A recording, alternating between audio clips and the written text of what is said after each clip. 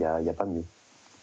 Alors depuis le début de la course, on découvre les vidéos des skippers et notamment des vidéos lorsqu'ils montent en haut du mât.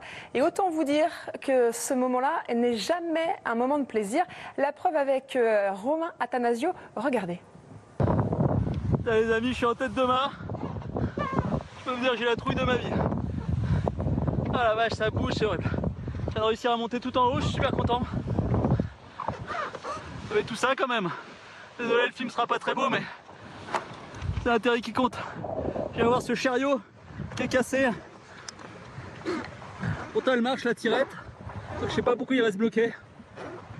Je pense que je vais le couper et passer un messager. Voilà. Allez, attaque. Je coupe ça si j'y arrive. Bon les amis, c'est bon, je suis redescendu. Ah la vache, ça fait longtemps que j'avais pas fait un truc bien comme ça. Je suis mort. Ah putain. Ah, monter là-haut quoi. Là-haut, là-haut, là-haut. À 30 mètres, c'est interminable. Et surtout, ça bouge quoi. Ça bouge et des bleus partout. Ouais, pas le moment de se plaindre. Ça a été dur, hein, en effet. Alors Yann Eliès, vous, c'est comment quand vous montez en haut? C'est une partie de plaisir ou c'est un peu comme Romain? Bah, je crois que chacun gère le vide et l'ascension d'un mât un petit peu comme il veut. Je sais qu'il y en a qui sont rompus à l'exercice, mais moi, je suis comme Romain. Hein, une sainte horreur de monter tout seul là-haut. Pour moi, il n'y a pas pire en termes de prise de risque que de faire monter un solitaire en tête de mât, même si on voit que c'est faisable. Et donc, je comprends bien Romain et on voit sur les images qu'il est marqué physiquement parce que c'est très dur. On a peur et puis parce que c'est physique et surtout là où il est monté, hein, il fait comme super chaud et il reste encore de la mer. Donc j'espère que ça lui arrivera pas et que c'était la dernière fois.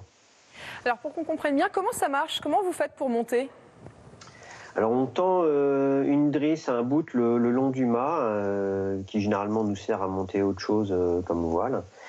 Et puis on a un système, on appelle ça une olivette, c'est-à-dire un système qui à la fois nous permet de monter le long de cette corde et à la fois avec un descendeur qu'on peut lâcher et qui se bloque automatiquement si jamais on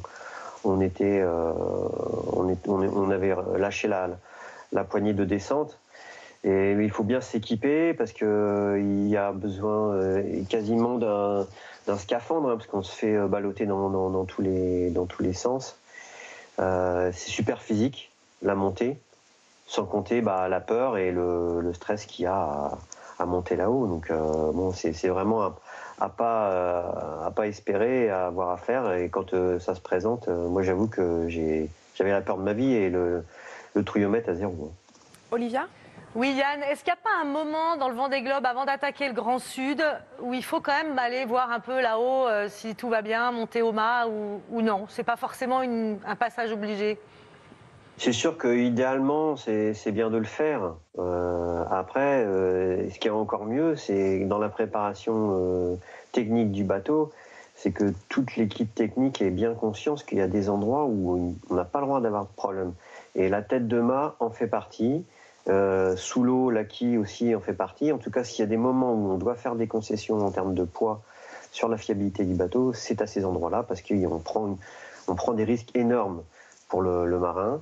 Et moi, j'en sais quelque chose. J'ai eu des problèmes de bout dehors il y a 8 ans, 12 ans maintenant. Et voilà, je sais que dans la préparation technique, il est hors de question qu'on ait des problèmes à cet endroit-là. Yann, dernière question, ce sera la question des internautes. Est-ce qu'il y aura un autre Vendée Globe pour vous?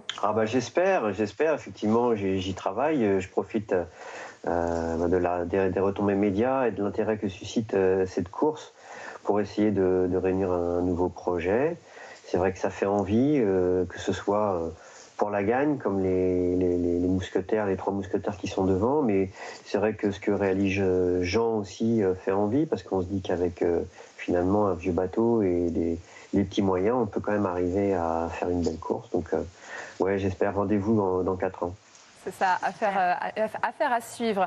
On va terminer comme chaque jour avec la story du large et les images envoyées par